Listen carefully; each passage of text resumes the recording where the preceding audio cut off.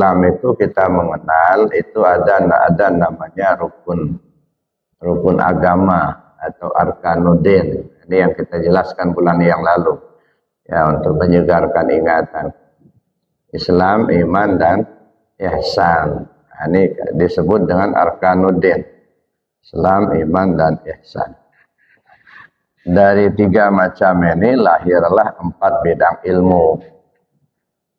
Islam itu melahirkan ilmu syariat, ilmu fikih. Nah, kalau ilmu fikih itu ilmu syariat namanya ruang lingkupnya semua ucapan dan perbuatan.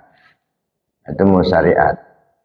Maka dimanapun kita belajar, kepada siapapun kita belajar, berapapun lamanya kita belajar, kalau yang kita pelajari itu menyangkut ucapan dan perbuatan, itu syariat melulu. Jadi ibarat buah, ini ilmu kulit. Nah, hanya bagian luar. Nah, kita jangan terjebak di sini. Ilmu syariat itu yang terpenting itu fardu ain. Nah, yang mau kita kerjakan secara individu. Sebab ada fardu ain, ada fardu kifayah. Kalau fardu ain itu wajib bagi setiap orang. Kalau fardu kifayah itu kewajiban kolektif. Nah, misalnya penyelenggaraan jenazah itu kewajiban kolektif. Ada 2-3 orang saja yang melaksanakan, yang lainnya sudah lepas dari dosa. Nah, tapi kalau fardu ain itu setiap kita nggak bisa diwakili. Bagaimana cara berwudu, bagaimana cara sholat, gitu ya. Bagaimana cara kita berpuasa, bagaimana cara kita berhaji, itu kewajiban individu. Bagaimana kita bertauhid kepada Allah. Nah, jadi jangan sampai kita terjebak di urusan syariat. Nah, kalau kita sudah bisa memahami dan melaksanakan sebatas fardu ain, nah, saya pikir sudah cukup untuk modal kita dalam beribadah. Nah, tinggal kita tingkatkan ke arah yang lain. Nah, kita jangan terjebak di situ. Misalnya begini, pengajian sering, tapi pengajian hari ini kita bicara cara berwudu, besok kita bicara tentang cara-cara sholat, besok lagi kita bicara fikih mewaris, besok lagi fikih munakahat, besok lagi sejarah Islam atau tarikhul Islam, ya. Besok lagi kita mungkin belajar apalah, misalnya fikih munakahat, itu fikih semua, itu syariat semua. Jadi walaupun sudah lama kita ngaji, kalau itu aja yang kita bahas, itu yang nggak naik kelas, ya. Jadi kita hanya bicara masalah yang di luar. Itu ibarat buah itu kulit. Maka ilmu syariat itu sering disebut ilmu kulit. Ya, kenapa ilmu kulit? Karena kalau ibarat buah kan yang kelihatan kan kulitnya dulu. Nah, begitu juga ilmu syariat. Orang nggak tahu kita ini orang Islam atau bukan, kalau nggak kelihatan perbuatannya. Ya, kita mengatakan kita beragama Islam, tapi sholatnya nggak pernah kelihatan, baca Quran nggak pernah kedengaran, orang puasa dia nggak puasa. Nah, gimana kita mengatakan kita orang Islam? Itu namanya yang dilihat orang itu adalah lahirnya dulu, maka disebut ilmu kulit. Nah, yang kedua iman. Nah, iman itu menurunkan ilmu akidah atau ilmu hakikat. Nah, kalau sudah iman nggak bisa diucapkan, nggak bisa dilihat, nggak berbentuk. Walaupun Bapak Ibu ngomong, saya ini orang beriman, itu omongan mulut. Jadi iman itu bukan omongan. Iman itu keyakinan hati. Makanya nggak bisa disebut, nggak bisa dilihat. Maka saya bilang tadi, walaupun ribuan kali kita ngomong, oh saya ini orang beriman, nah, itu kan omongan mulut dia. Ya mulut bisa saja ngomong, orang non-muslim juga bisa saja ngomong. Tapi yang namanya iman, keyakinan hati, itu tidak terlihat. Ya, apakah bapak-bapak ini beriman kepada Allah atau tidak? Nggak ada yang tahu. Nah, kenapa? Karena nggak kelihatan bentuk iman seperti apa itu, di mana letaknya nggak kelihatan. Paling-paling yang terlihat itu adalah gejala yang ditimbulkan iman. Nah, itu yang kelihatan. Oh, bapak itu orang beriman. Dari mana kamu tahu? Nah, dia sholat. Itu gejala yang ditimbulkan iman. Si ibu itu orang beriman. Dari mana tahu? Oh, dia pakai jilbab, dia pakai mukena. Nah, itu gejala yang ditimbulkan iman. Tapi yang namanya gejala itu bisa saja dibikin-bikin, Pak. Ada orang non Muslim, tapi dia pakai koko. Kelihatan lahirnya orang Islam, tapi sebenarnya bukan. Nah, jadi kalau hanya lahirnya saja bisa dikibulin, Pak. Ya. Nah, jadi yang namanya iman itu keyakinan hati. Tidak bisa dilihat, nah tidak bisa diucapkan. Nah, ibaratnya nasi, ya. Bapak Ibu dari kecil makan nasi sampai sekarang kan, kalau orang tanya kira-kira rasa nasi itu apa? Apa rasa nasi, Pak? Nah, nggak ada yang tahu kan? Nah, walaupun kita tiap waktu kita makan nasi terus. Ya.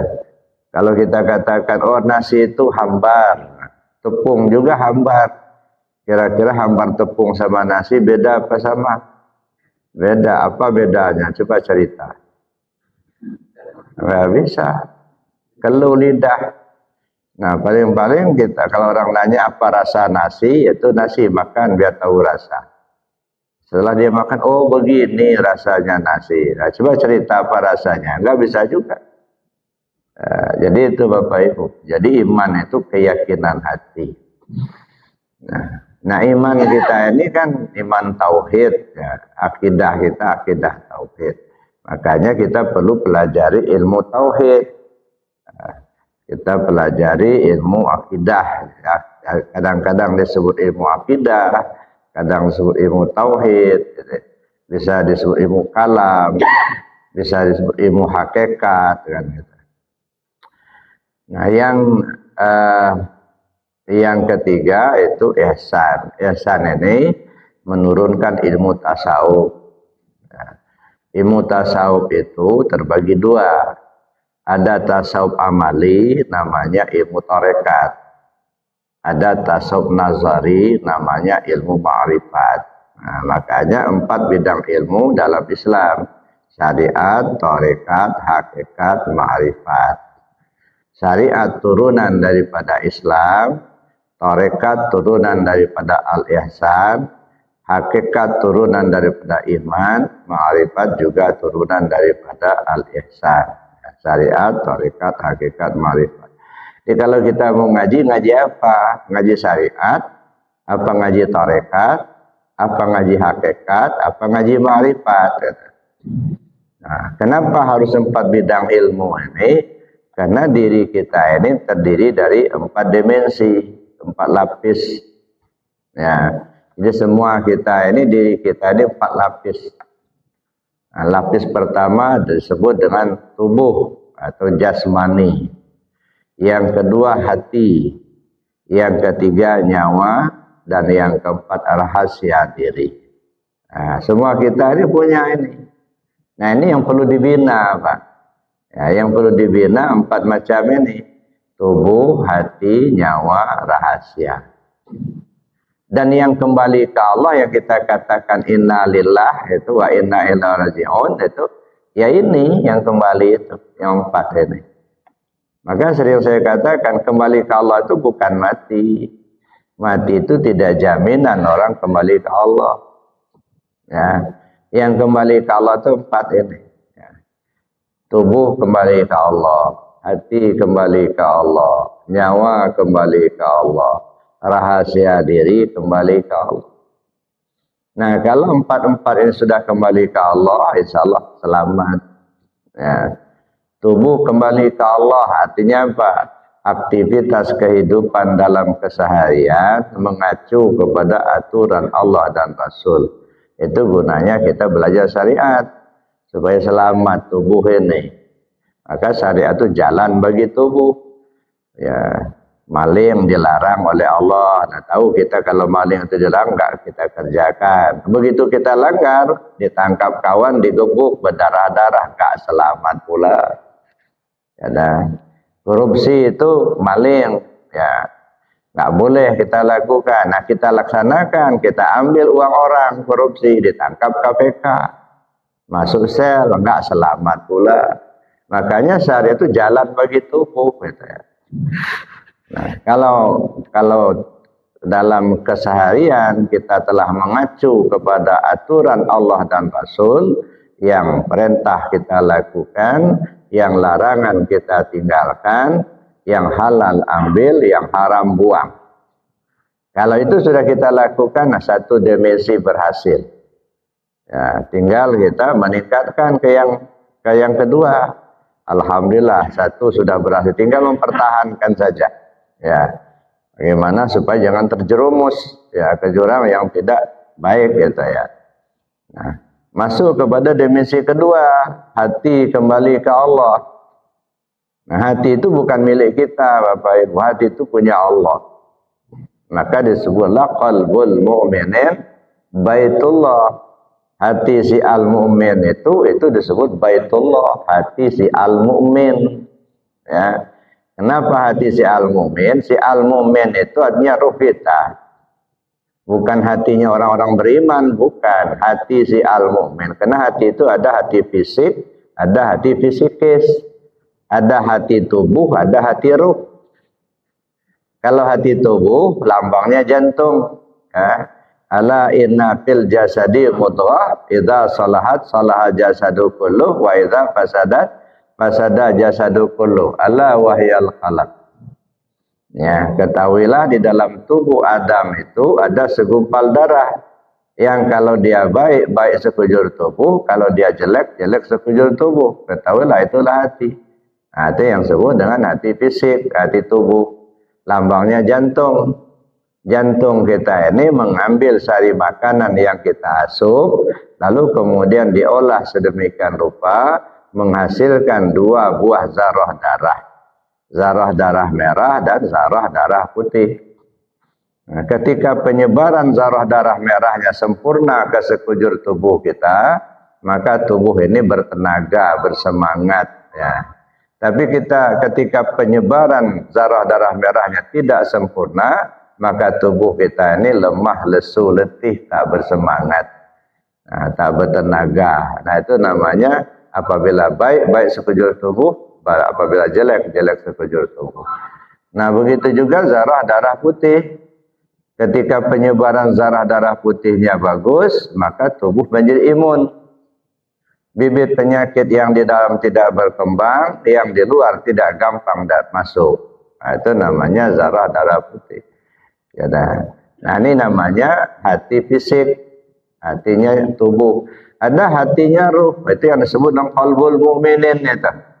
Qalbul mu'minin baitullah, ya, hati si al-mu'min. Nah, si al-mu'min itu ruh kita. Al-mu'min miratul mu'min. Si al-mu'min itu pancaran, cerminan daripada si al-mu'min. Al-mu'min pertama itu ruh kita. Al-mu'min kedua itu salah satu nama Allah. Jadi kalau al-mu'min miratul mu'min, si al-mu'min cerminan daripada si al-mu'min, itu artinya ruh kita itu cerminan daripada Allah. Nah, jadi si al-mu'min. Jadi Bapak Ibu yang saya hormati, nah ini yang disebut baitullah. Si al-mu'min. Nah, kalau yang al-mu'min, yang baitullah, hati si al-mu'min ini enggak berbentuk. Ya, nggak ada lambang, ada dalam tubuh kita ini, dia tidak berbentuk. Nah, cuman dia berlapis.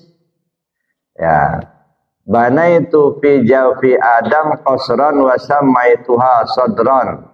Saya bangun di tubuh Adam itu sebuah istana yang kuberi nama As-Sudur. Nah, ini hati lapis pertama. Hati lapis pertama namanya As-Sudur. Ya, makanya buku pengasah Abah Anom itu ada namanya Miftahus Sudur. Ya, kunci pembuka hati. Bukan pembuka dada, pembuka hati. Hati lapis luar. Ibarat rumah itu pintu luar. Gimana kita mau masuk kalau pintu luarnya belum dibuka? Kan gitu. Nah, ini yang lapis pertama, ya. Di dalam sudur itu ada qalab, ini lapis kedua. Dalam qalab itu ada fuad, lapis ketiga. Dalam fuad ada saqaf, lapis keempat. Dalam saqaf ada luban, lapis kelima. Dalam luban ada sir, lapis keenam. Dalam sir ada sirusir, lapis ketujuh. Dalam sirusir ada nur, lapis kedelapan. Dalam nur ada aku, kata Allah. La ilaha illa ana, yang tak ada Tuhan kecuali aku. Nah, ke sana kita mengarah, ya. Jadi perjalanan kita menuju ke lapis yang ke-9. Ya, mulailah dari awal terus. Nah, makanya dalam kita mengkaji ilmu tauhid terutama itu melusuri lapis ke-9 ini. Nah, mula-mula ada zon dulu. Zon itu apa? Praduga. Ya, nyangka-nyangka. Ya, ini masih zon. Nah, saya itu naik kepada waham, ragu-ragu. Naik kepada syak, ragu-ragu juga. Ya, cuman sudah agak banyak ke positifnya. Nah, naik kepada yang keempat yakin. Naik kepada yang kelima ilmu yakin. Ya. Nah, kalau yang tadi yakin tapi enggak berdasar. Kenapa Anda yakin Tuhan itu Allah? Yaitu banyak orang yang bertuhan sama Allah. Nah, kata mak, kata bapak, Tuhan kita itu Allah. Ya, sekeliling kita itu semuanya bertuhan ke Allah. Nah, kita yakin aja itu. Tapi sudah tahukah kamu tentang Allah itu? Nah, belum tahu. Ini namanya masih hanya yakin tapi tidak punya ilmu, tidak punya dasar. Ya. Ini namanya iman keturunan. Ya, bapaknya orang Islam, nah spontanitas anaknya orang Islam. Gitu. Kadang-kadang juga banyak perbuatan yang melanggar aturan Islam. Gitu. Nah, yang kelima, nah, tadi ya zon, waham, syak, yakin, ilmu yakin. Nah, yang keenam ainul yakin. Ainul yakin itu apa? Yakin karena telah merasakan, telah menyaksikan. Ya, kita telah menyaksikan betul. Naik kepada yang ketujuh disebut hakul yakin. Nah, keyakinan yang sudah tak tergoyahkan lagi. Naik ke 8, ini kesadaran yang tinggi. Nah, itu dalam istilah Isra Mi'raj ini sidratil muntaha. Nah, sidratul muntaha itu kesadaran yang tinggi. Nah, naik ke yang ke-9 disebut ya kembali ke Allah. Yang kata Allah, Anallah la ilaha illa ana. Jadi sampai kepada kesadaran tingkat tinggi sampai kita duduk di tauhidnya itu. Nah, kalau sudah sampai ke situ selesai perjalanan hidup. Ya, kata orang ibarat berjalan tiba di Allah baru berhenti. Ya, bukan tiba di pahala, Pak. Bukan tiba di surga. Nah, kita ini maaf ya nih, selalu diiming-imingkan dengan pahala melulu gitu. Benar itu informasi dari Rasul itu kan. Dari Allah kan sudah jelaskan, "Fama ya'mal misqala dzarratin khairan yarah wa ma ya'mal misqala dzarratin syarran yarah." Sekecil apapun perbuatan baik yang kita lakukan pasti dibalas, namanya pahala. Sekecil apapun perbuatan maksiat yang kita lakukan pasti dibalas, namanya dosa. Nah, jadi kalau sudah diinformasikan begitu, ya sudah, bukan tujuan, ya. Itu untuk membuat kita berhati-hati.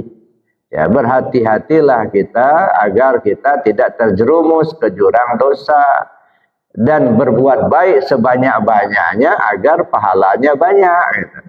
Jadi nggak perlu kita menuju pahala gitu. Makanya sering saya katakan orang yang beramal mengharapkan pahala sama saja mancing ikan di dalam ember. Ya, yang nggak perlu dipancing lagi masih juga dipancing. Nggak kojo bakojo kata orang Sumatera. Barat ini orang Payakumbuh ya. Mubazir Pak, goreng aja, nggak usah dipancing lagi. Ini mudah-mudahan amal ibadah kita mendapatkan pahala dari Allah. Emangnya nggak percaya sama Allah tak? Dan informasi, ya. Jadi kita tidak terobsesi di situ, karena pahala bukan tujuan. Pahala itu upah. Makanya kalau orang beribadah masih mengharapkan pahala, masih upahan sama Tuhan, belum jadi hamba Allah yang sesungguhnya. Ini baru tunggang tunggik sholat 2 rakaat minta upah sama Tuhan. Allah begitu banyak berikan rahmat sama kita, mana Allah minta bagian? Tidak ada. Nah, jadi itu. Jadi saya ingatkan betul, jangan menjadi tujuan pahala itu, Pak. Karena itu sudah otomatis. Surga bukan tujuan, itu kenikmatan. Ya, itu rahmat dari Allah. Ya, jadi nggak bisa dibeli surga itu, Pak. Apakah setelah kita beribadah sekian banyak udah dijamin masuk surga? Belum tentu loh. Ya, nggak bisa dibeli. Ya, nah, maka jangan salah kaprah. Ya, tujuan kita bukan ke surga, tujuan kita kembali ke Allah. Ya ayyatuhan nafsul mutmainnah, irji'i ila rabbiki radiyatan mardiyah, fadkhuli fi ibadi wadkhuli jannati. Wahai jiwa yang tenang, kembalilah kau ke Tuhanmu. Nah, ini pertama. Ini sudah sering kita baca, nah, cuma kadang-kadang nggak terarah, terpikirkan oleh kita. Ya, arah hidup ini kemana? Kembali ke Allah dulu. Ya ayyatuhan nafsul mutmainnah, irji'i ila rabbiki. Kembalilah kau ke Tuhan. Ya, Tuhanmu, jangan kembali ke Tuhan orang lain, Pak. Kita kan punya Tuhan masing-masing. Ya, Bapak Ibu kalau berdoa kan apa? Ya Allah ya Tuhanku. Nanti Bapak berdoa, ya Allah ya Tuhanku. Nanti Ibu berdoa, ya Allah ya Tuhanku. Kan punya Tuhan masing-masing, Pak. Ya kembalilah ke Tuhannya masing-masing. Enggak pernah kita berdoa, ya Allah ya Tuhannya tetangga sebelah. Enggak. Cuman kadang-kadang kita sendiri enggak kenal sama Tuhanku itu. Kita minta kepada Tuhanku, ya Allah ya Tuhanku. Ya. Tapi kita enggak kenal siapa Tuhanku itu. Ya, tak? Nah, ini yang perlu kita kaji lebih jauh, Bapak Ibu yang saya hormati. Ya. Jadi tujuan kita kembali kepada Allah. Itu yang pertama. Irji'i ila rabbiki. Kembalilah ke Tuhan. Nah, setelah kita sampai kepada Allah, udah kembali kita ke Allah, ya dah. Oleh Allah maka digolongkan kita dalam komunitas hamba-hambanya. Masuk dalam komunitas orang-orang yang diakui oleh Allah sebagai hambanya. Bukan orang-orang yang ngaku-ngaku hamba Allah, bukan. Ya, banyak orang ngaku-ngaku hamba Allah, tapi Allah nggak mengakui dia sebagai hambanya. Kenapa begitu? Gimana mau Allah mengakui sebagai hambanya? Hidup kita mau hambakan sama nafsu, hidup kita mau hambakan sama duit, menghambakan sama jabatan, bukan menghambakan dia sama Allah. Gimana Allah mengakui kita sebagai hambanya? Nah, jadi begitu kita sudah kembali kepada Allah, maka kita dimasukkan oleh Allah dalam komunitas hamba-hamba Allah. Nah, siapa hamba Allah itu? Para solihin, orang-orang yang soleh, gitu ya. Para aulia, para suhada, gitu ya. Para ambia, para mursalin. Nah, ini saudara-saudara kita, ya. Masuk dalam komunitas itu loh. Gitu. Maka sebenarnya dari sekarang sudah kelihatan siapa saudara kita di sana di akhirat itu. Ya. Nah, siapa yang sering kita temui yang jadi teman kita. Ya, jadi kalau kita banyak berteman dengan orang-orang tidak baik, khawatirnya kita juga akan terseret ke tidak baik. Maka ketika Luqman Al-Hakim kasih nasihat sama anaknya, nah, ya kalau kamu cari teman, carilah orang yang hatinya selalu ingat ke Allah. Sebab kalau kau tidak punya ilmu, engkau akan bisa belajar dengan mereka sehingga engkau pun jadi ingat ke Allah, dekat sama Allah. Tapi jangan jadi teman orang yang hatinya jauh dari Allah. Ya. Kenapa? Kalau kau tidak punya ilmu, kau akan terseret dengan kejahatan mereka. Kalaupun kau punya ilmu, ilmumu nggak ada gunanya buat mereka. Nah, jadi carilah orang yang hatinya ingat ke Allah. Jangan bermajelis kepada orang yang hatinya tidak pernah ingat kepada Allah. Orang yang hatinya ingat kepada Allah, duduk bermajelis dengan orang yang hatinya tidak ingat kepada Allah, tidak ubahnya seperti orang hidup duduk di tengah gelimpangan mayat. Tidak ubahnya seperti pohon yang rindang hidup di tengah-tengah pohon-pohon kering. Nah, kenapa? Karena ruh kita itu kan ibarat angin lalu, Pak. Ruh kita itu ibarat angin lalu. Nah, angin itu kalau meniupi bangkai, bau busuk, yang sangat busuk itu. Sebenarnya angin itu nggak ada bau, nggak. Cuma karena dia melewati bangkai, nah bau busuk yang dibawa angin tadi. Tapi kalau dia melewati minyak wangi, dia harum semerbak mewangi. Ya. Nah begitu ruh kita nih. Ya, kalau keluar masuk kita itu selalu berdampingan dengan orang-orang yang hatinya tidak ingat kepada Allah, banyak bikin maksiat, nah akan terbawa-bawa. Ya. Jadi berkawan kita dengan orang baik akan terbawa-bawa menjadi baik. Berkawan dengan orang tidak baik akan terbawa-bawa menjadi orang tidak baik. Gitu. Nah, maka oleh karena itu kita pilihlah ya yang membawa kita dekat kepada Allah. Itu yang kedua, Pak. Jadi artinya setelah kita kembali ke Allah, kita masuk dalam komunitas hamba-hamba Allah. Makanya jangan heran. Misalnya sebelum belajar tarekat, sebelum belajar tasawuf, banyak kawan kita, Pak. Ya, tapi begitu mereka tahu kita sudah belajar tarekat, belajar zikir, belajar tasawuf, mulai mereka menjauh satu-satu. Nah, kadang-kadang ya bertemu aja nggak mau salaman. Ada cerita jamaah Pak itu. Gimana Buya katanya. Dulu ada teman saya dekat benar. Ya sering datang ke rumah. Begitu dia tahu saya belajar tarekat, jangankan datang ke rumah, salam ketemu nggak mau salaman lagi, mengot katanya. Ya nggak apa-apa sebenarnya. Nah, kita lagi ibaratnya lagi di ayak itu, lagi di ayak. Mana yang betul-betul beras, mana yang gabah itu disisihkan. Nah, kenapa? Karena kita masih belum kuat iman kita. Ya. Itu sayangnya Allah ke kita. Nanti kalau tetap bergabung dengan mereka, akhirnya kita terseret dengan kejahatannya, ujung-ujungnya kita tidak lagi ingat kepada Allah. Nah, maka Allah sisihkan dulu. Ya kan? Ada orang benci sama kita, enggak apa-apa, jangan kecil hati. Kita belajar tarekat, kita belajar tasawuf, dibenci kawan, enggak apa-apa, silakan aja. Itu tandanya Allah lagi menjaga kita. Ya, jangan sampai kita terseret dengan mereka. Dan bahkan sangat boleh jadi Bapak Ibu kita akan ketemulah kita dengan orang-orang yang hatinya dekat dengan Allah. Ya, mungkin ketemu di bis kita ngobrol baru sekali ketemu, tapi terasa sudah seperti saudara, seperti keluarga, sudah akrab begitu. Padahal baru sekali ketemu. Ada. Mungkin kita ketemu dengan orang lain yang kita nggak kenal, gitu ya. Tapi satu frekuensi kita. Ya, itu banyak kawan-kawan kita akhirnya mengelompok ke situ. Dia akan tersisi sendiri nanti.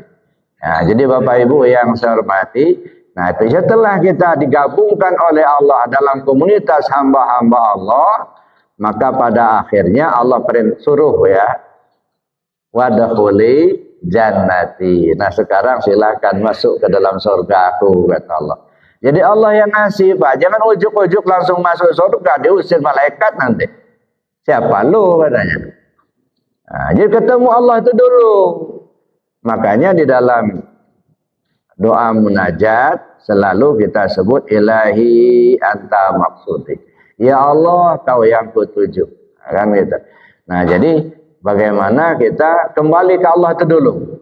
Ya, singkirkan dulu dalam pikiran kita urusan pahala, urusan surga.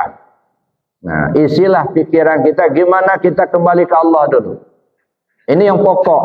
Ya, nah, untuk bisa kita kembali kepada Allah itu, mesti kita kenali dulu. Kenali Allah itu. Dan itu tugas utama, Bapak Ibu. Awwalu wajibin 'alal insani ma'rifatul ilahi bistiqani. Kewajiban pertama bagi manusia itu mengenal Tuhannya dengan penuh keyakinan. Itu yang pertama. Ya, kenali dulu siapa Allah itu. Gitu. Kalau kita menyembah Allah yang kita pahami nama alif lam lam ha, itu malah syirik itu, Pak. Nah, kita bukan nyembah nama, nyembah yang punya nama, ya. Yang punya nama Allah itu kan banyak namanya, Ar-Rahman, Ar-Rahim, Al-Qudus, itu kan nama dia semua itu. Nah, salah satu namanya Allah. Gitu. Nah, siapa yang bernama Allah ini? Nah, itu perlu kita kaji, kita kenali. Itu gunanya kita mengkaji ilmu tauhid. Jadi Bapak Ibu yang saya hormati, ya 4 bidang ilmu tadi terhimpun di dalam dua kalimat syahadat. Asyhadu an la ilaha illallah wa asyhadu anna Muhammad Rasulullah. Jadi 4 bidang ilmu syariat, tarekat, hakikat, ma'rifat itu terhimpun dalam 2 kalimat syahadat. Nah, makanya 2 kalimat syahadat itu pokok. Nah, rukun Islam itu ada kalimat syahadat, salat, puasa, zakat, haji. Kalau kita ibaratkan sebuah bangunan, ya, 2 kalimat syahadat itu fondasi, tempat berdirinya bangunan. Maka ini harus kuat ini, ya. Kalau tidak kuat, ya, itu roboh nanti bangunan di atasnya itu. Nah, itu 2 kalimat syahadat ibarat tempat berdirinya bangunan atau fondasi, cakar ayam. Nah, kalau mau kuat kan gitu. Nah, kemudian salat tiang-tiangnya. Kemudian zakat itu dinding-dindingnya. Apa namanya, pintu dan jendela. Zakat itu pintu dan jendela. Puasa dinding. Haji atap. Nah, jadi sebuah bangunan. Jadi kalau kita sudah ada yang 5 ini, ya telah berdirilah sebuah bangunan. Tinggal lagi kita mempercantik. Ada orang yang nggak puas kalau dindingnya cuma bata merah, kali plaster. Ada yang nggak puas dengan plaster, pakai keramik. Nggak puas dengan pakai keramik, pakai granit, gitu ya. Ada yang nggak puas pakai granit, dia terpropil juga, gitu. Jadi semakin banyak aksesorisnya semakin indah. Maka sunat-sunat itu memperindah ya amaliyah kita. Kalau yang wajib-wajib itu mah modal itu, Pak. Ibarat orang dagang, yang wajib-wajib itu modal, gitu. Yang untungnya mana? Sunat-sunatnya. Ya, kalau kita nggak pernah lakukan sunat, nggak ada untung, balik modal aja. Nah, mendingan kalau balik modal, kadang-kadang kita rugi, modal aja nggak pulang.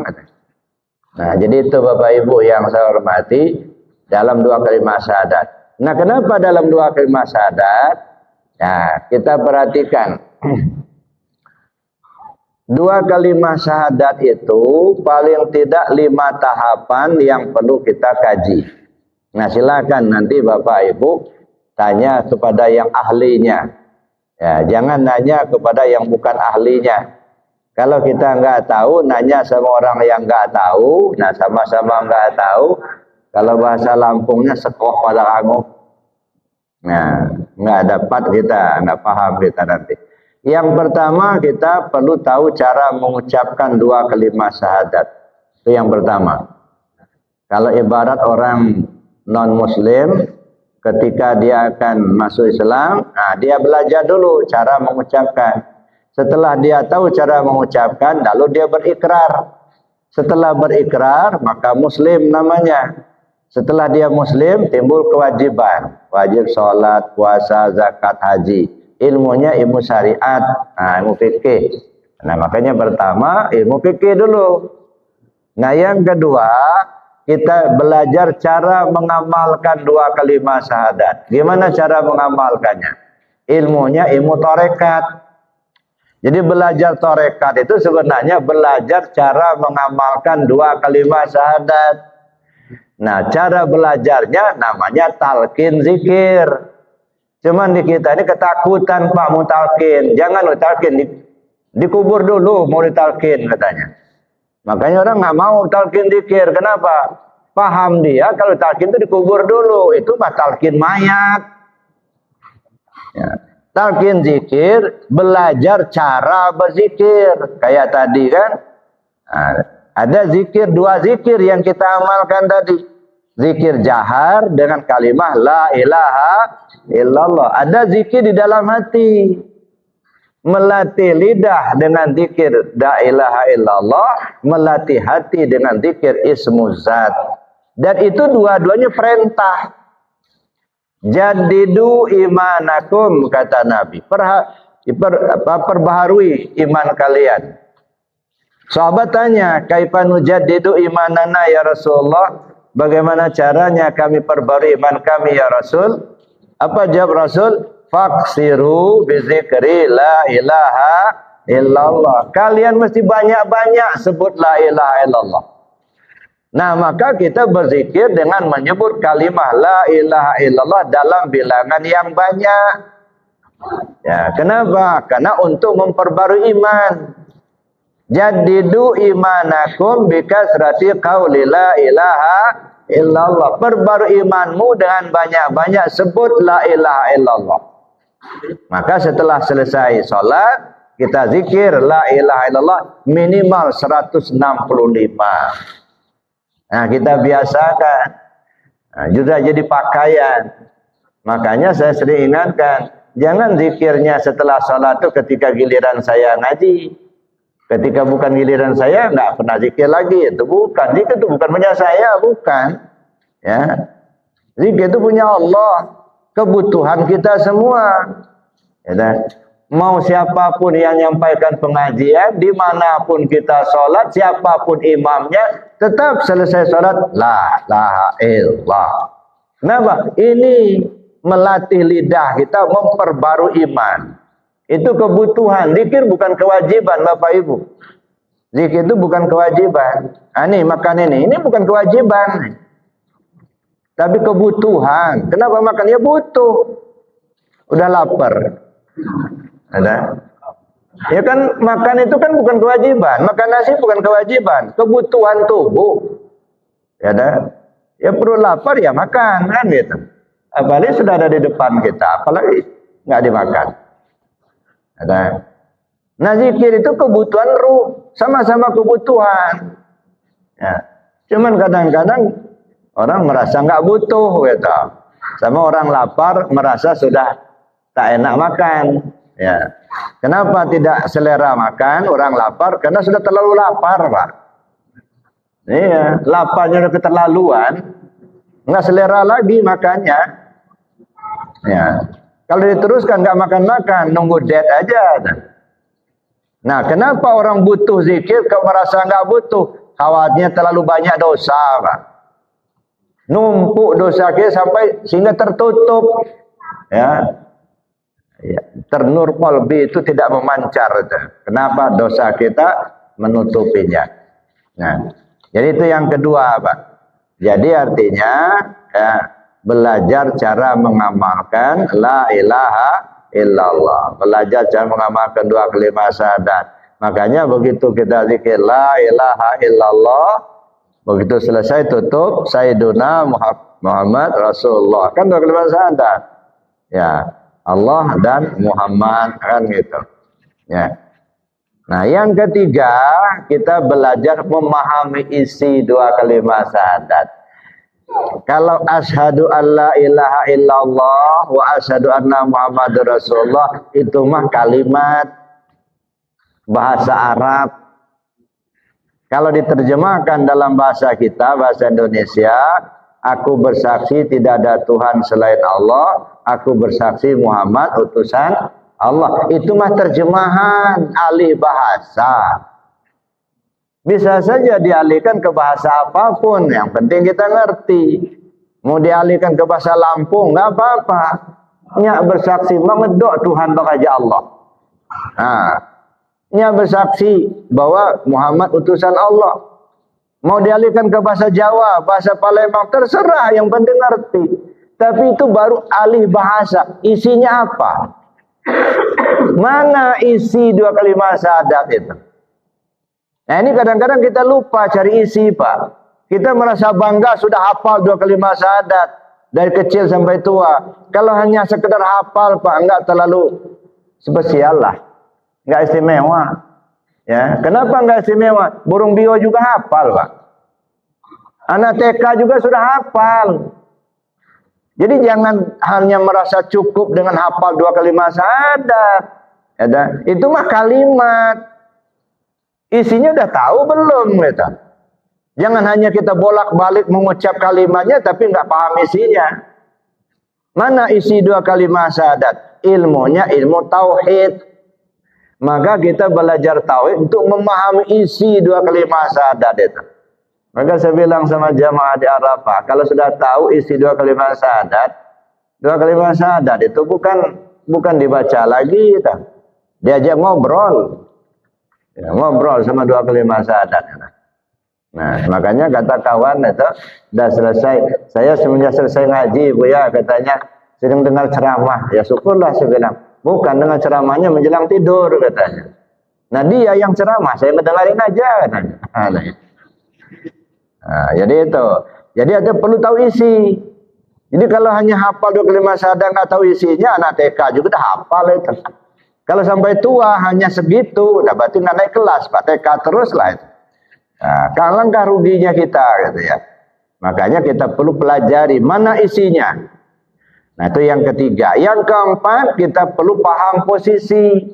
Asyhadu an la ilaha illallah syahadat tauhid, asyhadu anna Muhammad Rasul syahadat Rasul. Kapan kita dalam posisi syahadat tauhid, kapan kita dalam posisi syahadat Rasul. Tahu posisi.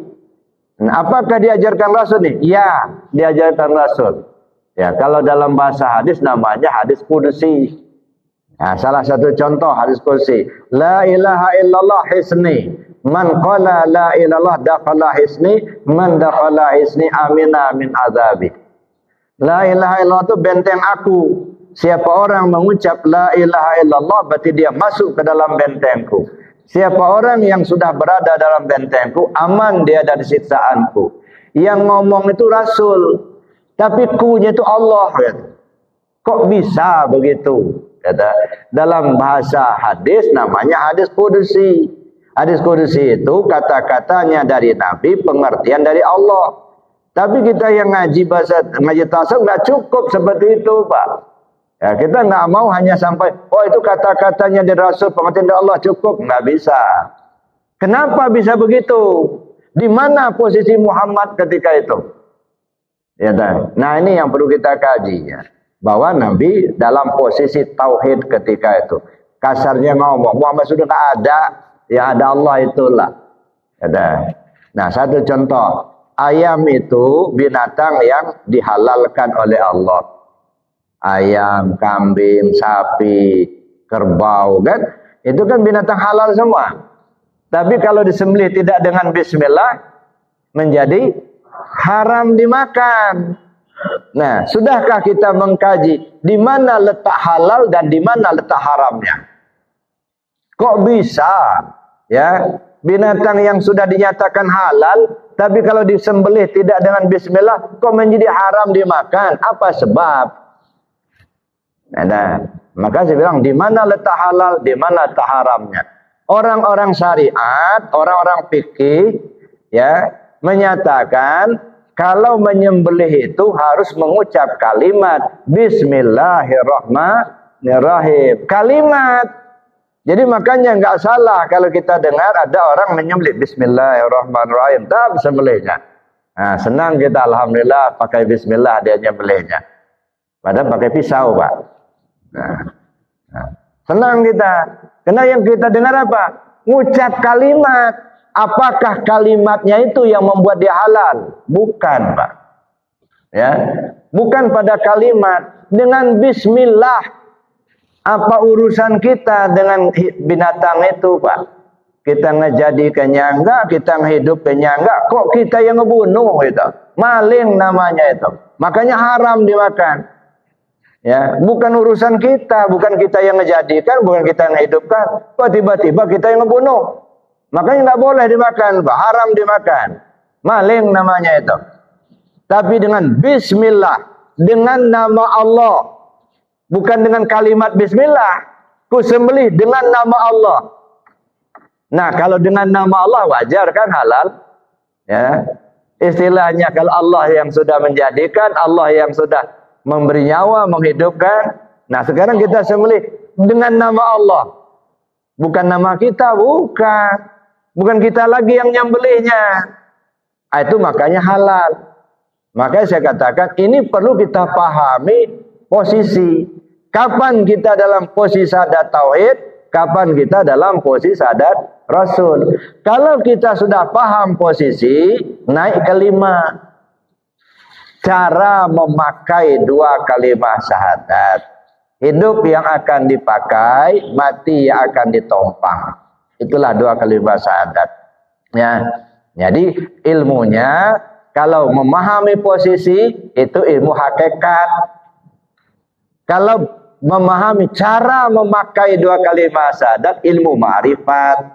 Maka kita perlu kaji ilmu ma'rifat supaya kita bisa dipakai. Jadi 2 kalimat syahadat itu bukan dibaca lagi, Pak. Kalau baca tulisan. Bukan diucapkan lagi. Kalau ucap kata-kata. Ini enggak ngomong. Fa'inama tuwallu fasama wajhullah. Kemanapun kau menghadap, di situ wajah Allah. Tak ada yang terlihat yang lain. Yang terlihat cuma ada Allah begitu. Nah, ini kalau kita sudah memahami posisi tadi, udah bisa dipakai. Ya, makanya kata orang tua-tua kita zaman dulu, carilah hidup yang akan dipakai, kok mati bisa ditompang. Nah, nggak apa-apa sedikit yang kita dapat, tapi mencukupi, Pak. Daripada banyak tapi tak mencukupi. Ya udah, nah, 1 aja, sedikit, cuman mencukupi yang 1 itu. Daripada banyak tapi nggak mencukupi. Maka kita perlu mengkaji 2 kalimat syahadat itu. Bapak Ibu yang saya hormati, itu oleh karenanya kita perlu pahami 4 bidang ilmu tadi, syariat, tarekat, hakikat, ma'rifat. Nah, kita nanti akan beranjak untuk mengkaji lebih jauh tentang tauhid. Ya, jadi kan dikasih ilmu tauhid. Kenapa tauhid? Karena ilmu tauhid ini pokok, Pak. Ya, apapun yang kita perbuat, ilmu yang kita ada atau perbuatan yang kita lakukan, kalau sudah bertentangan dengan akidah tauhid harus ditinggalkan. Tidak ada istilah, oh ini budaya daerah, bukan, nggak ada urusan sama agama, nggak bisa, Pak. Baik itu budaya daerah maupun itu apa namanya, kalau sudah bertentangan dengan akidah tauhid, tinggalkan. Nggak ada cerita. Kalau boleh budaya daerah dilestarikan walaupun bertentangan dengan akidah tauhid, tentu berhala-berhala dibiarkan sama Rasul. Karena udah budaya orang di sana nyembah berhala, Pak. Tapi Rasul dibabat habis, buang semua. Nah, begitu juga kita. Di Lampung ini, Pak, terus terang aja masih ada. Ya, ada namanya pemanohan, ada namanya ngumbai lawo, ada namanya ngumbai kebun. Itu banyak syiriknya juga itu. Nah, misalnya ngumbai lawo, gitu ya. Ya, di satu sisi kita bagus. Kenapa terjadi ngumbai lawo itu? Karena bersyukur kepada Allah, tangkapan nelayannya banyak, alhamdulillah, bersyukur. Ngumpullah di tepi pantai, nyembelih kerbau atau sapi, lalu yang ibu-ibu masak, bapak-bapaknya berzikir. Ya, baca Yasin, kemudian zikir, kadang-kadang ratib saman. Sampai di sini nggak ada masalah. Lanjut, ya. Mana yang jadi masalahnya? Setelah selesai ibadah, ya telah selesai zikir, sudah makan, rame-rame bawa jukung ke tengah laut, membawa kepala kerbau yang sudah didandan-dandan sedemikian rupa, dipersembahkan sama penghuni laut. Nah, di sini jadi masalah. Ada syirik itu, Pak. Nah, yang ini saja tinggalkan, buang yang 1 ini.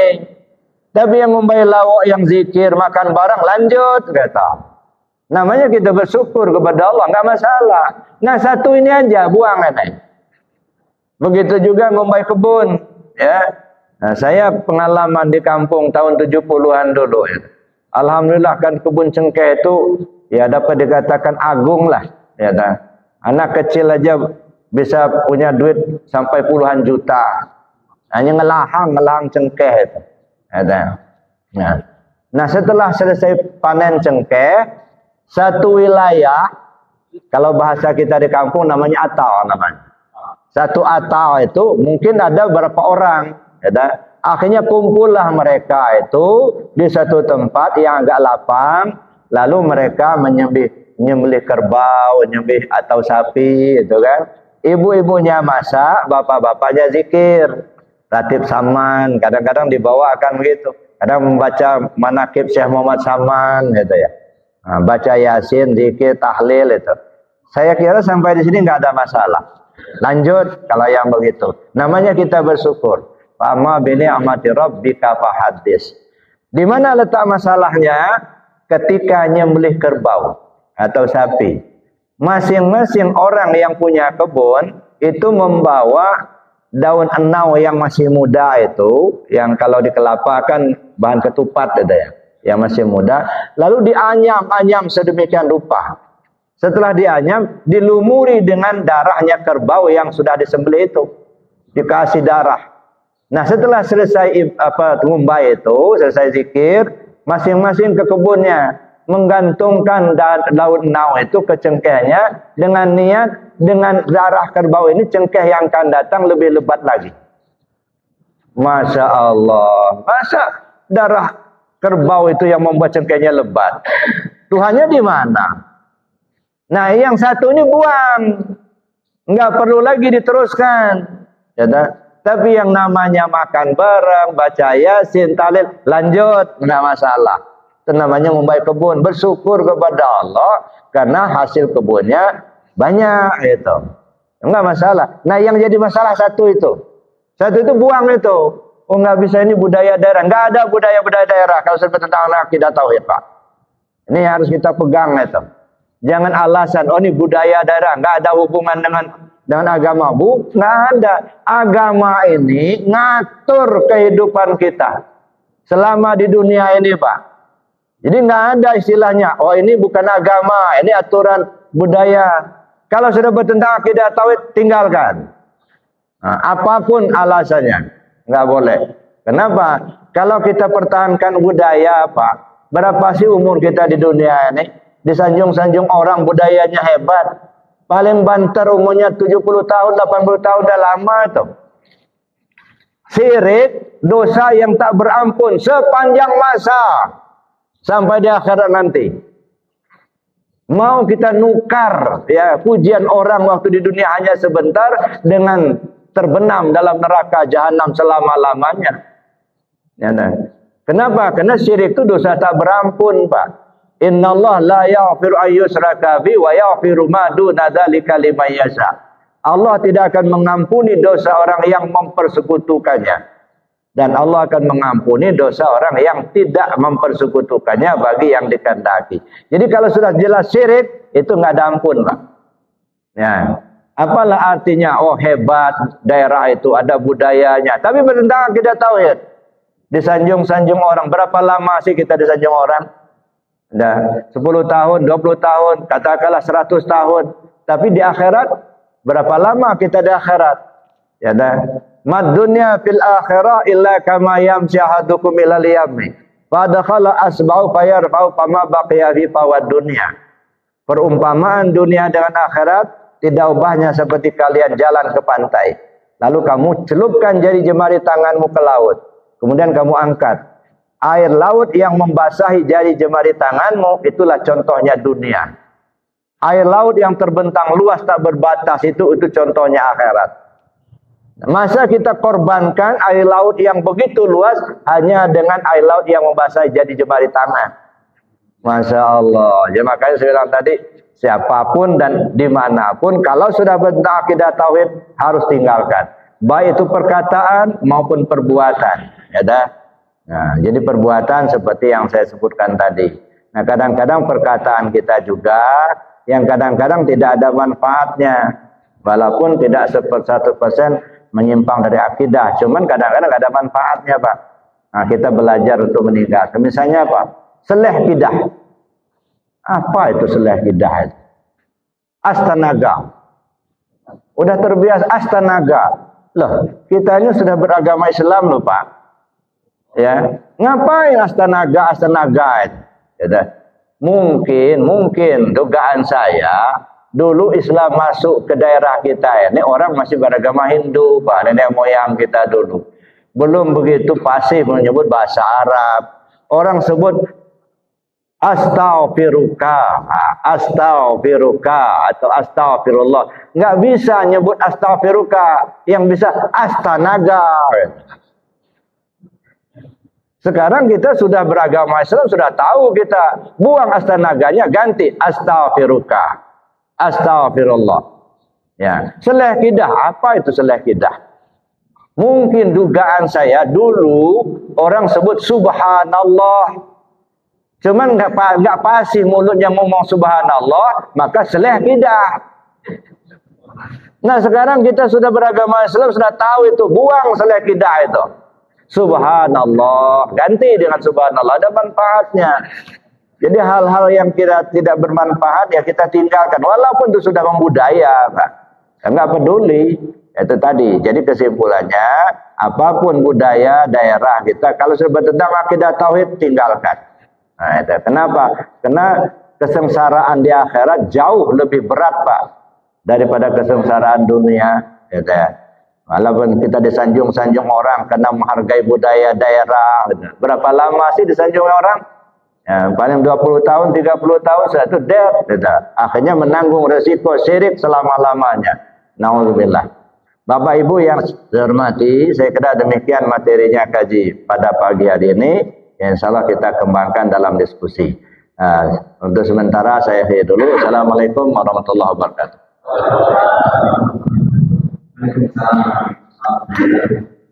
Nah, Bapak-bapak dan sekalian yang menjelaskan tadi adalah nah, mungkin pada sekalian bertanya jangan pernah tanyakan apa yang Bapak ketahui kepada Rasulullah yang dipastikan. Untuk yang pertama siapa yang lain, ya kan? Yang belum jelas. Ya kan, Pak? Terima kasih. Assalamualaikum warahmatullahi wabarakatuh. Waalaikumsalam. Pada kesempatan ini, karena di luar kita tahu, Ya. ini saya menyikapi terkait masalah masjid ini. Ya. Jadi saya ini usaha sudah keliling banyak ada masjid kemana-mana sholat. Jadi lihat seperti imam itu di situ Pak Bodoh itu. Dia itu artinya separuh ke sana mengot-mengot. Jadi maksud saya Bu ya, bagaimana pendapat Bu ya kira-kira? Kalau menurut saya pengen dari ujung sana, jadi depan itu lurus. Karena imam bilang itu luruskan shopnya. Jadi kalau ini kan tidak lurus Bos. Jadi saya mau bicara Ando. Terima kasih Pak. Makanya ini Cukup? Ya, saya sudah terdekat. ada. Sudah, oke. Ayo ya, nanya ya. Assalamualaikum warahmatullahi wabarakatuh. Waalaikumsalam. Yang saya tanyakan tadi tentang tauhidnya. Ini perlu pencerahan dari Buya. Masih banyak orang yang sirik samar tadi. Orang meninggal ditabrak bibit, malah rumahnya hilang, mati ditabrak bibit. Apa itu kategori masuk ke sirik? Orang meninggal karena serangan jantung, karena Allah hilang. Berarti apakah itu masuk dalam kategori sirik? Mohon pencerahan. Banyak sekali itu ya. Orang meninggal karena sakit dan hilang itu Allah. Terima kasih. Assalamualaikum warahmatullahi wabarakatuh. Ya, terima kasih ya. Terus sekalian dua pertanyaan. Yang pertama tadi tentang alat kiblat kita Bu ya. ini memang tadinya lurus, setelah kita ukur dengan penilaian agama, kita lagi berubah menggak begini. Apakah bagaimana pencerahan mereka tahu? Ya, ada yang berpendapat nggak boleh, ada yang berpendapat kembali ke semula. Terima kasih Pak. Terima kasih. Saya tadi coba buka arah kiblat. Memang arah kiblatnya seperti ini, Pak. Ya, arah kiblatnya begini. Jadi artinya posisi bangunan kita ini yang memang harus dirubah. Jadi kalau mau meluruskan sapnya ini, ya posisi bangunan dirubah. Cuma masjid yang sudah bagus begini mau dirombak, kayaknya sayang pula. Duitnya tidak sedikit, gitu. Ada masalahnya, ya. Nah, jadi gini, kita kembali kepada Al-Quran. Fawalli wajhaka syatrul masjidil haram. Ya. Palingkan wajahmu ke arah Masjidil Haram. Makanya kalau kita sholat di di dalam Masjidil Haram itu langsung mengarah ke Baitullah. Kalau kita sholat di luar Masjidil Haram, kita mengarahnya ke Masjidil Haram. Nah, jadi walaupun tidak pas kepada Baitullah, tapi mengarah ke Masjidil Haram itu sudah cukup. Bahkan ada yang berpendapat kalau kita sholatnya di luar kota Mekah, arahnya ke arah Mekah. Gitu. Nah, tapi kan itu kita sudah disuguhkan sekarang ini dengan ilmu teknologi, Pak. Nah, dengan ada penentuan arah kiblat, kayaknya sudah mengarah ke situ. Maka terjadilah mencong-mencong. Nah, karena yang kita percayai, kita imani, ya teknologinya itu. Gitu. Ya, walaupun kita nggak tahu persis benar nggak mau arah ke sana, belum pernah ada yang mengukurnya berjalan kaki ke sana. Nah, pas benar apa tidak? Tapi secara ilmu pengetahuan itu sepertinya mengarah ke sana. Jadi kalau kita mau mengikuti teknologi itu ya arahnya seperti ini karena arah kiblatnya begitu. Ya kan? Nah, tapi salah satu cara jalannya ya kita pasang merombak masjid ini. Nah, ya itu besar biayanya itu. Nggak tahu kalau ada yang menanggung biayanya ya nggak apa-apa. Besok ada mulai. ada ya Pak. Supaya jangan ragu-ragu. Karena kalau yakinnya seperti ini ya lanjut seperti itu. Nah, tapi itulah zaman dulu kan orang belum ada teknologi ini Pak. Menentukan arah kiblat itu zaman dulu kan dengan tiang, dengan tongkat, gitu ya. Jadi kalau pas matahari itu sudah sore itu ya, tegakkan tongkat, arahnya kemana? Kalau bayangnya arah ke situ, berarti arah kiblat kita ke situ, gitu ya. Kalau bayang ke sana, arah kiblat ke situ. Nah, cuman masalahnya kita disuguhkan lagi dengan ilmu pengetahuan, ilmu falak, Pak. Matahari itu dari Juni sampai Desember itu lain arahnya. Nanti Januari sampai Juni lain pula arahnya. Gitu. Nah, kemana kita, kapan kita waktunya kita negakkan tonggak itu? Nah, itu perlu kita tanya kepada mereka yang ahlinya. Tapi secara umum dulu itu menentukan arah kiblat itu dengan tonggak itu. Tegakkan tonggak, lalu kemudian kita arahkan di mana arah bayangan, dan situlah arah kiblatnya. Ya. Nah, kan sekarang kan sering itu diumumkan oleh Kemenak itu, tanggal sekian, ya bagi bapak-bapak yang masih meragukan arah kiblat, silakan kita laksanakan pada jam sekian. Nah, kenapa? Karena pas matahari berada di tengah-tengah Baitullah, gitu ya. Nah, jadi itu Pak. Jadi kalau mau menghilangkan keraguan, ya itu ya seperti ini. Da'ma yuribuka ila ma la yuribuka. Tinggalkan yang ragu, ambil yang gak ragu. Nah, kalau lurus ragu kita. Nah, kalau begini udah hilang ragunya, ya udah mencong-mencong aja lah. Nah, makanya imam kadang-kadang jarang luruskan saf, katanya jarang. Kenapa nggak bisa lurus, Pak? Nah, ya karena mencong begitu ya. Nah, jadi kalau di mencong-mencongkan saf, nah salah pula gitu. Nah, ya. Nah, jadi saya kira itu sudah, ya silakan saja. Tapi kalaupun misalnya mau arah ke sana, ini kiblat kita ini kan 4 Pak. Ya, ada namanya kiblat tubuh, ada kiblat hati, ada kiblat nyawa, ada kiblat rahasia diri. Nah, kalau kiblat tubuh bisa berubah-ubah, Pak. Nah, kalau yang kiblat hati, kiblat nyawa, kiblat rahasia, ini nggak boleh berubah-ubah kalau yang satu ini. Kalau kiblat tubuh bisa berubah. Misalnya kita sholat di kapal, Pak, arahnya ke situ. Belum selesai sholat, baru 1 rakaat, kapalnya mulai hidup, mulai jalan, muter. Apa kita harus muter-muter juga? Ya nggak usah. Itu berubah kiblat, kan? Itu satu. Itu sholatnya orang khauf. Orang dalam perang, ya dah. Soalnya orang perang itu kan misalnya imam, di sini imam. Ini saf pertama, ini saf kedua. Ya, 2 saf. Begitu imam ruku, nah saf pertama ikut ruku. Saf yang kedua berbalik ke belakang menghadapi musuh dengan senjata. Nah, begitu saf pertama bersama imam tadi sudah naik, baca ayat, baca Fatihah lagi, nah barulah saf yang di belakang meneruskan ruku, sujud, dan terus sampai kepada berdiri lagi, ngikuti lagi. Jadi berbalik. Nah, maka saya bilang tadi, kalau kiblat tubuh bisa berubah. Asal jangan disengaja berubahnya dalam situasi darurat. Nah, berarti sholat di kapal atau sholat dalam keadaan peperangan. Harusnya kiblatnya ke situ, tapi dia marah ke sana. Malah angkat senjata lagi. Nah, untuk bersiap-siap untuk melawan menghadapi musuh itu. Itu para bapak-bapak, para tentara itu yang perlu tahu itu salat dalam keadaan berperang tadi ya. Ya. Jadi makanya kalau kiblat tubuh bisa berubah.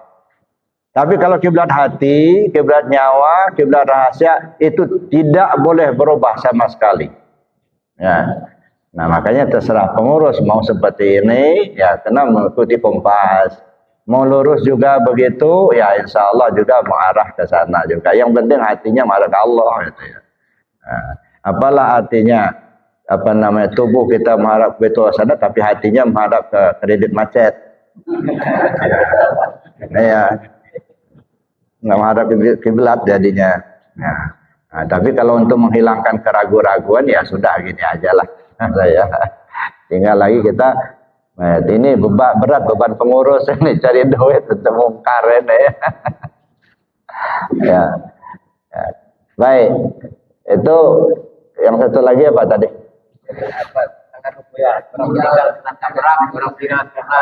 Apa ini? Kenapa, Pak? Oh. Kan ada ayatnya itu. Ya. Wala taqulu liman yuqtalu fi sabilillahi amwat bal ahya walakin la tash'urun. Jangan kamu kira orang yang terbunuh, yang mati di jalan Allah itu mati. Mereka hidup cuma kamu nggak tahu. Yang terbunuh di jalan Allah. Mana jalan Allah? Ketetapan Allah. Ada yang meninggal kena sakit, ada meninggal kena tabrakan, ada meninggal kena kebakar, ada yang meninggal kena kelelep. Itu namanya ketetapan Allah. Ya terserah macam-macam. Wala taqulu liman yuqtalu fi sabilil amwat, janganlah kamu katakan orang yang terbunuh di jalan Allah itu mati. Bal ahya walakin la tasurun. Mereka semua hidup, cuma kamu yang enggak tahu. Ya, yang mati itu kan jasadnya. Kalau ruh kita ini enggak pernah mati enggak? Ya. Jasad kita ini yang mati. Kenapa? Ruhnya sudah enggak ada lagi. Ya. Tapi kalau diri kita yang sebenarnya bukan ini, Pak. Ya, ini bisa dicencang-cencang kalau yang satu ini. Bakaian, robek-robek lah. Tapi ruhnya itu diri yang sebenarnya. Itu yang harus utuh. Dia tidak pernah mengalami kematian. Nah, itu yang disebut dengan muhdas qadim. Ya, makhluk yang dikekalkan oleh Allah. Nah, mana diri kita yang sebenarnya? Ya ruh kita, bukan ini. Ini pakaian di dunia. Namanya tubuh jasmani. Tetapi walaupun dia tubuh jasmani, kita wajib jaga. Kenapa? Ini ini penyata daripada rohani, kata ya. Nah, nanti kalau bisa ya jangan misah lagi kalau bisa gitu ya. Ya. Kenapa, Pak? Orang yang mengatakan orang mati karena mungkin apakah kita masuk sirik tapi apa jadi Ya memang kenyataannya tabrak mobil. Ya enggak syirik lah. Masa dia kita katakan orang mati dicabut Tuhannya nyawanya oleh Allah. Nah, enggak pas juga memang kenyataan tabrak mobil. Jadi gini Pak, kita menempatkan sesuatu itu pada posisinya. ketika kita bicara secara syariat, berlaku hukum syariat. Itu meninggal kena tabrak mobil, itu syariatnya. Ya, kalau nggak ditabrak mobil kan dia belum mati.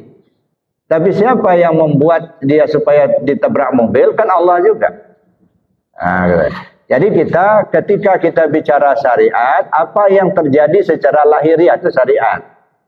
Dia meninggal kena tabrak mobil, dia meninggal kena kelelap, dia meninggal kena kebakar, itu syariatnya, enggak masalah. Tetapi yang namanya akidah itu keyakinan, meyakini betul dia enggak bakal mati kalau nggak ditabrak mobil. Nah, itu sudah nyimpang akidah. Keyakinannya, ya. Jadi kalau akidah itu Pak, keyakinan itu di dalam Pak, ya. Jadi kita belajar akidah, belajar tasawuf itu menempa keyakinan, bukan omongan. Kalau sudah diomongin itu syariat. Kalau syariat itu berlaku hukum, ya. Ya nggak apa-apa dia meninggal kena tabrak mobil. Penyebabnya apa? Itu namanya ketetapan Allah. Kan Allah sendiri sudah mengatakan wala taqulu liman yuqtalu fi sabilillahi amwat. Jangan kamu kira orang yang terbunuh di jalan Allah itu mati. Bal ahya walakin la tasurun. Mereka hidup cuma kamu yang enggak tahu gitu ya. Nah, jadi artinya ya di jalan Allah itu ketetapan Allah. Ada orang ditetapkan Allah matinya kena sakit. Ada orang ditetapkan Allah matinya kena tabrak mobil. Ada orang ditetapkan Allah matinya kena tenggelam. Itu ketetapan itu namanya jalan Allah. Nah, kalau kita katakan secara lahiriahnya dia meninggal kena kelelap, enggak masalah. Nah, karena itu syariatnya begitu ya. Nah, syirik itu keyakinan hati. Ya, makanya syirik itu ada dua, Pak. Ada syirik jali, ada syirik khafi. Syirik jali itu terang-terangan menyembah selain Allah. Nyembah patung, nyembah bulan, matahari, nyembah batu, nyembah kayu. Kan jelas-jelas itu kan menyembah selain Allah. Nah itu insya Allah itu kita bisa terhindar. Kenapa? Karena udah tahu itu nggak boleh. Nyata. Nah yang banyak kita tergelincir itu syirik khafi, Pak. Kadang-kadang kita nuding-nuding orang syirik ke kuburan syirik. Tapi yang bersangkutan gelimang dengan syirik sendiri, Pak. Ya dah. Kan ada orang ya ngenyal betul. Ngelihat orang ziarah ke kuburan syirik katanya. Padahal dia sendiri termasuk syirik. Ya kenapa? Masih mengaku dia yang pinter. Ngaku dia yang hebat. Ngaku dia yang kuasa. Itu syirik. Ya. Makanya kata Allah ya. Di dalam Al-Quran ketika membicarakan Nabi Allah Musa alaihissalam ya, di mana Nabi Musa itu meninggalkan umatnya pada beberapa hari, lalu ada salah seorang pengikutnya itu namanya Samiri, lalu kemudian dia bikin patung sapi. Nah lalu mereka diajak, pengikut Nabi Musa itu diajak oleh Samiri itu nyembah patung sapi itu. Maka banyak yang sudah mengikut menyembah patung sapi itu. Maka turunlah ayat ini. Wa idza qala Musa liqaumihi ya qaumi innakum zalamtum anfusakum bittikhadikumul ijla. Ya, fatubu ila rabbikum faqtulu anfusakum dzalikum khairul lakum inda barikum fataba alaikum innahu huwa tawwabur rahim.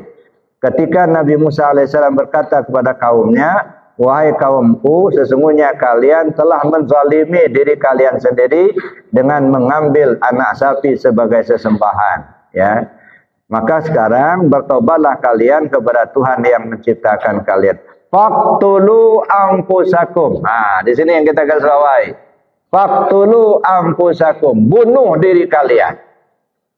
Nah, kalau bahasa hadis, mutu qabla an tamutu. Mana yang dibunuh? Yang dibunuh keakuan diri kita. Ngaku-ngaku kita nih yang pinter. Ngaku-ngaku kita kuasa. Ngaku-ngaku kita yang hebat. Kita yang berilmu. Itu sudah syirik itu, Pak.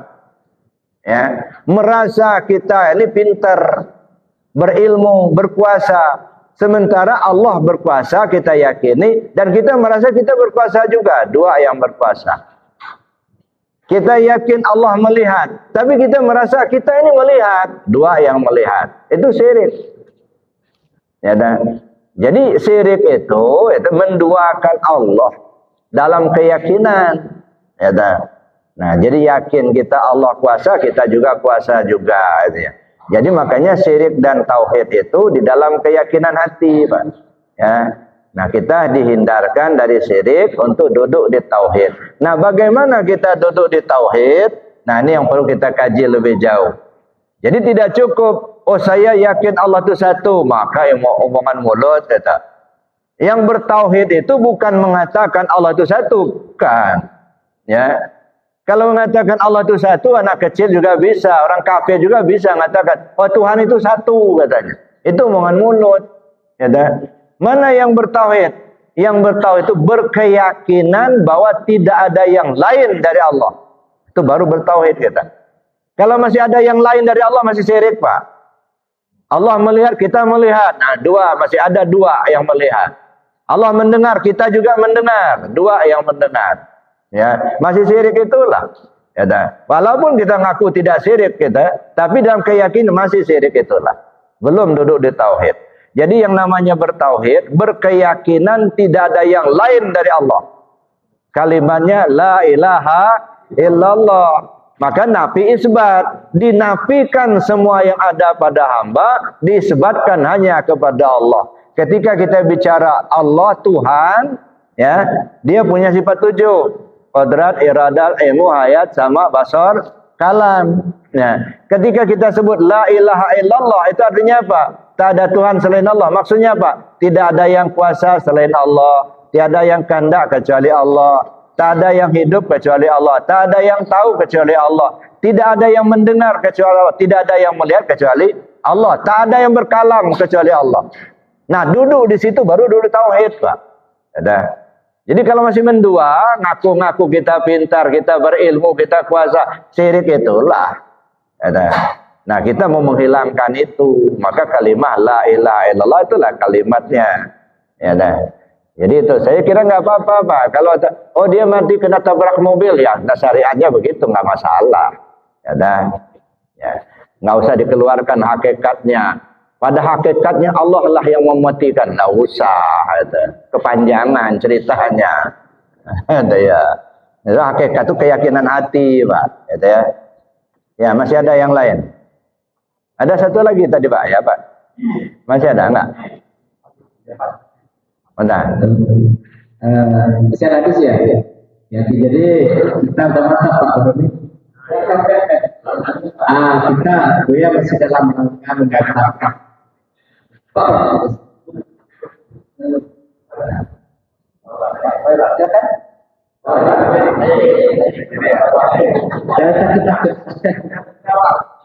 Jadi kita masih dalam rangka memantapkan akidah kita, insya Allah.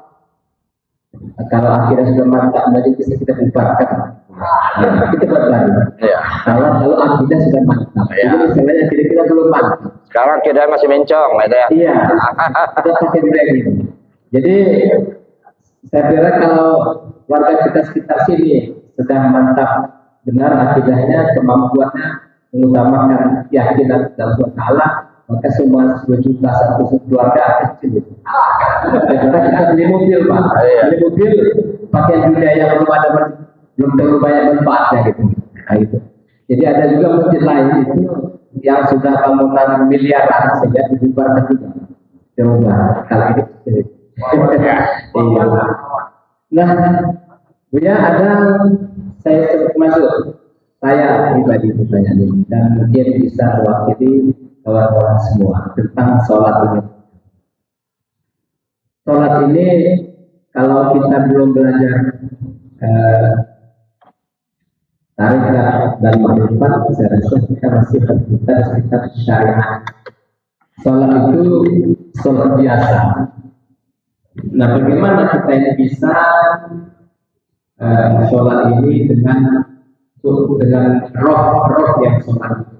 Nah, kalau ini kan hanya pada kebiasaan. Gitu asal dengan tanpa kita sadar berangkat sedikit sholat, tapi masih sebatas syariat. Itu sholat sebagai jiwa dan roh. Nah bagaimana Bu ya, yang sudah sholat puluhan tahun ini, yang belum belajar tarekat, belum belajar tasawuf. Jadi sholat ini selama 40 tahun, apakah masih itu bahwa tidak? Kenapa kalau yang itu Allah kita punya sholat itu badan ini hanya melaksanakan, tapi secara rohnya itu, saya bisa merasakan puas. Itu bisa Allah itu kita dalamnya. Terima kasih. Ya, jadi gini ya, salat ini kan utama, gitu ya. As-salatu imaduddin, salat itu tiang agama. Jadi pokok. Tapi ketika kita bicara salat, itu ada beberapa kategori, Pak. Ya. Ada salat dalam syariat, dalam pengertian syariat. Inna salata kanat 'alal mu'minina kitaban mawqutah. Bahwa salat bagi orang-orang beriman itu ada waktu-waktu yang sudah ditentukan. Maka ada salat zuhur, ada asar, ada maghrib, ada isya, ada subuh gitu ya. Itu waktu yang sudah ditentukan. Nah, sesuatu yang sudah ditentukan itu berarti berdiri pada hukum. Nah, hukum itu syariat. Maka disebutlah ini salat di tingkat ilmu syariat. Salat tingkat syariat itu salatnya tubuh. Nah, salatnya tubuh kita ini. Itu salat syariat. Nah, tetapi walaupun dia salat syariat, pada akhirnya nanti terakumulasi semua salat itu ada di dalam salat syariat. Nah, kita pisahkan dulu. Jadi salat syariat itu artinya salatnya tubuh. Jadi oleh karenanya selagi kita masih punya tubuh, kalau betul kita umat Muhammad, salat syariat wajib dilaksanakan. Kan itu kegiatan tubuh, Pak. Ya. Jadi kalau ada orang sudah mengaku belajar tasawuf, sudah ma'rifat, lalu nggak salat 5 waktu lagi, itu menurut saya tasawuf. Ya. Bukan tasawuf. Nah, jadi itu kerja tubuh. Jadi namanya syariat itu pekerjaan tubuh. Tapi kan tubuh ini kan sudah cukup itu saja. Maka ada salat disebut salatul wusta. Salatul wusta itu apa? Pertengahan. Mana yang pertengahan? Nah, kalau diri kita ini kan dibagi 3 bagian, Pak. Leher ke atas itu maqam ketuhanan. Ada dari bawah, dari leher sampai ke pinggul, ini maqam Muhammad. Dari pinggul sampai ke kaki itu namanya maqam Adam. Ya, jadi Adam, Muhammad, Allah. Nah, yang di tengah ini maqam Muhammad. Nah, yang di tengah ini ada apa? Ada jantung. Jantung ini lambang hati. Hati itu mengingat Allah. Jadi salat di tingkat ilmu tarekat itu ingat hati kepada Allah terus menerus. Nah, itu nggak ada waktunya. Tidak dibatasi oleh waktu dan tempat. Nah, itu salat dalam tingkat tarekat atau disebut salatul wusta. Nih, ya, jadi yang salat itu hati kita ini. Ingat hati kepada Allah. Ada salatnya ruh. Ya, salatnya ruh itu disebut salatul daim. Hum fi salatihim daimun. Mereka berkekalan dalam salatnya. Nah, terus menerus kalau itu. Ya, makanya baik salat wusta, salatul daim terbawa ketika kita salat 5 waktu. Ya, salat syariat. Jadi jangan hanya tubuhnya saja yang salat, tapi hati dan ruhnya tinggal, enggak bisa. Makanya zikir itu ada zikir syariat, zikir tarekat, zikir hakikat, zikir ma'rifat. Nah, polanya beda-beda. Kalau zikir syariat, ucapan dan perbuatan. Maka ditampilkan ketika sholat ya secara syariat. Berdiri kan perbuatan. Berdiri, ruku, tidak, sujud itu perbuatan. Baca Fatihah, baca takbir, baca sholawat itu kan ucapan. Nah, maka sudah ada satu zikir syariat namanya. Zikir tarekat, ingat hati ke Allah. Medianya ingat. Nah, nggak bisa kita ingat kalau kita belum kenal. Maka kita kenali dulu, baru bisa kita ingat.